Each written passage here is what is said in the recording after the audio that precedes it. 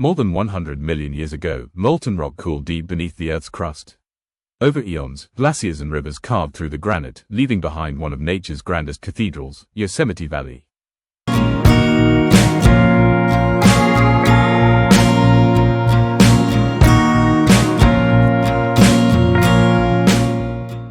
The valley's towering granite cliffs were shaped by immense forces of ice and time.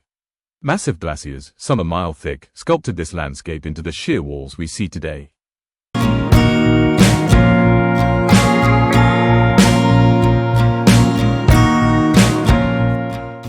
El Capitan, a monolith rising 3,000 feet from the valley floor, is the largest granite block in the world. To geologists, it is a testament to the power of uplift and erosion. To climbers, it is the ultimate challenge.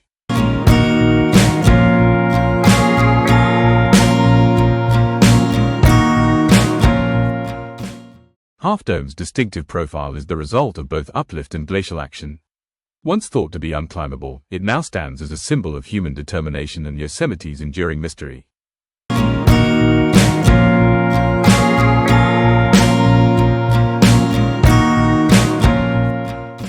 The cliffs are not static. With each sunrise and sunset, shadows and light transform the granite, painting a living canvas that has inspired artists, photographers, and poets for generations.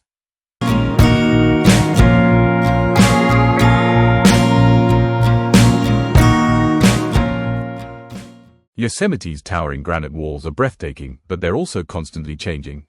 According to Dr. Greg Stock, Yosemite's park geologist, rockfalls here aren't rare events. In fact, they happen more often than you might think. On average, we see about one rockfall every 5 days in Yosemite Valley. It might sound unbelievable, but it's true. These rockfalls tend to cluster during winter storms or after powerful earthquakes. In those cases, multiple rockfalls can occur within a single day, or even within a single minute. It's actually rare for more than 3 weeks to pass without some kind of rockfall being recorded. But here's the key: those numbers only reflect rockfalls that are observed, detected by sensors, or leave visible evidence. Yosemite is huge, so countless smaller rockfalls may go unnoticed, especially in remote areas. Most of the recorded events come from Yosemite Valley and the corridor that connects it to the town of El Portal. That road is open year-round and carefully monitored. Rockfalls are part of what makes Yosemite dynamic and alive. They shape the landscape, remind us of nature's power, and keep this place evolving, day by day, and rock by rock.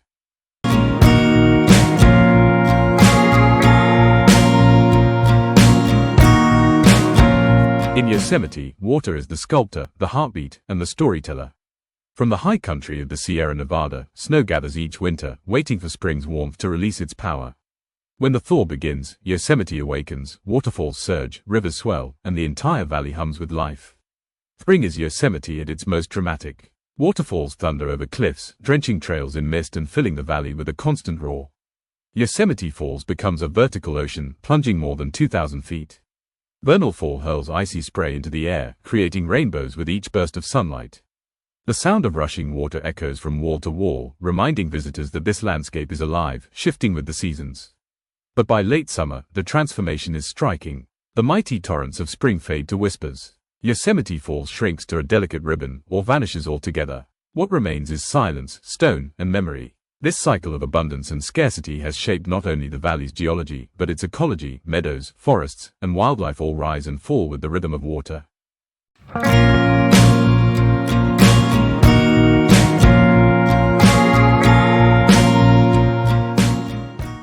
At the center of this story is the Merced River. Born from the melting snows of the High Sierra, the Merced flows nearly 150 miles before joining the San Joaquin.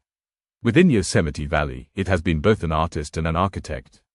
Over millions of years, its currents, aided by glaciers, carved through granite and widened the valley floor, creating the broad, fertile plain we see today.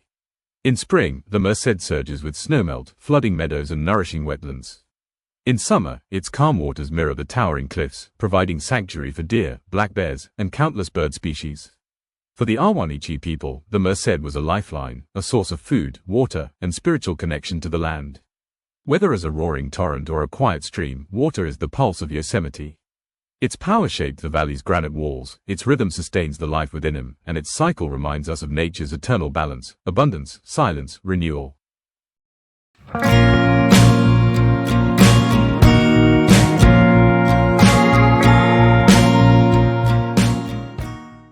Long before Instagram and smartphones, Yosemite's waterfalls were immortalized through the lens of pioneers. In the late 19th century, photographers hauled bulky cameras, fragile glass plates, and heavy tripods up rugged trails. Their images traveled the world, bringing the raw beauty of Yosemite into homes and galleries, and fueling America's growing conservation movement. Carlton Watkins was among the first. In the 1860s, his photographs of Yosemite Falls and Bridalveil Fall stunned audiences with their scale and detail. Soon after, Edward Muybridge captured Yosemite in new ways, experimenting with perspective and composition. These early photographs were more than art, they were arguments for preservation. Their images helped convince leaders in Washington to protect Yosemite for future generations.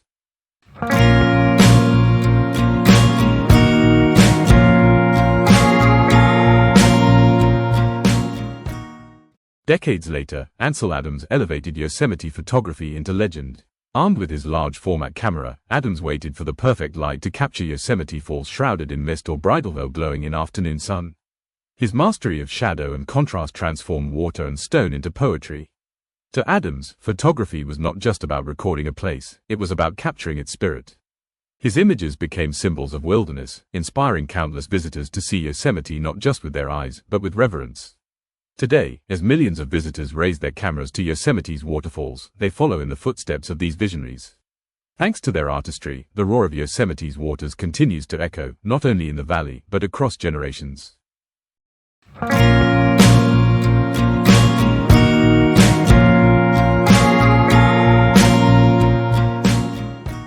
In the southern reaches of Yosemite National Park stands a forest unlike any other, the Mariposa grove of giant sequoias. Here, more than 500 ancient trees rise into the sky, some standing for over 2,000 years. Their massive trunks and towering crowns make them the largest living organisms on Earth. To walk among them is to step into deep time, where centuries pass like seasons.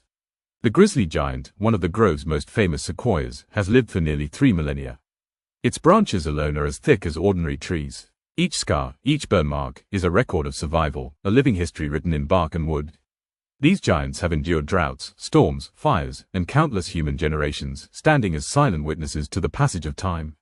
The ecology of these trees is a story of resilience. Their bark, spongy and rich with tannins, can be 2 feet thick, protecting them from insects, disease, and even fire. Unlike most trees, sequoias need fire to thrive. Flames clear away competing plants, release nutrients into the soil, and open their cones, allowing seeds to fall and take root. In destruction, fire gives birth to renewal.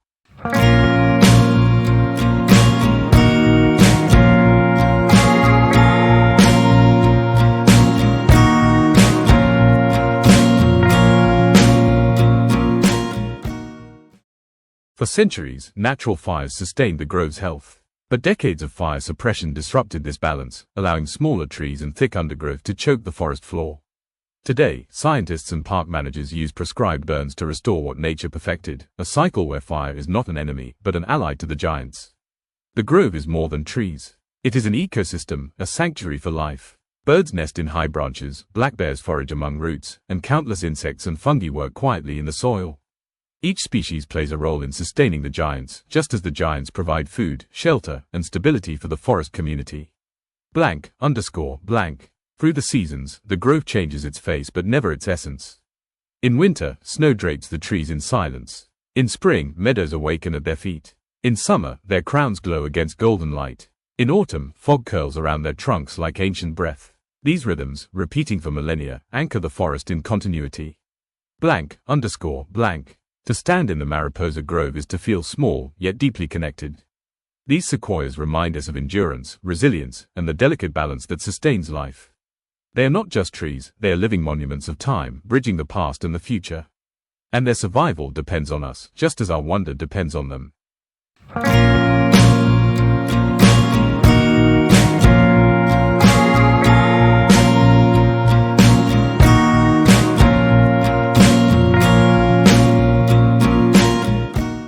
For indigenous communities, the giant sequoias were never just trees. To the southern Sierra Miwok and Mono Lake Paiute peoples, the Mariposa grove was sacred ground.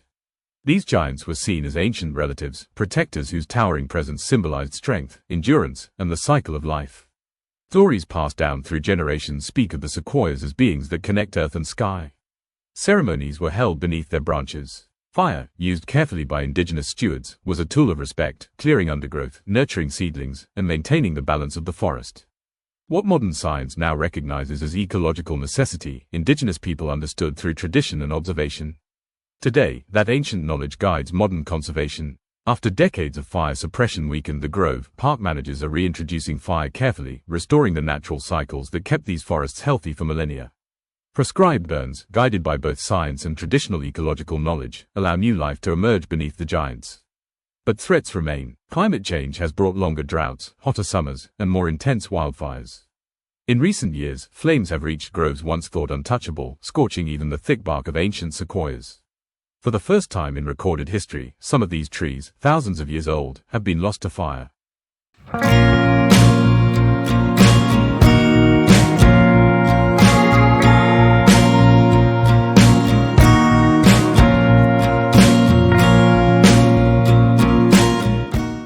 In response, conservationists, scientists, and tribal communities are working together. Seedlings are being planted to restore damaged areas. Monitoring systems track soil moisture and fire risk. Indigenous fire practices are being revived, blending cultural wisdom with modern ecology. The goal is not only to protect the giants, but to ensure their resilience in a changing world. The connection between people and the sequoias continues. For indigenous communities, visiting these trees remains an act of reverence. For visitors from around the world, the giants are a source of awe and humility. And for scientists and rangers, they are guardians of biodiversity, a living library that must be preserved. In the face of climate change and wildfire, the survival of these forests is not guaranteed. Yet with respect for ancient traditions and the commitment of modern conservation, the story of the giant sequoias can continue. They remind us that endurance is possible, but only if we choose to protect what is sacred.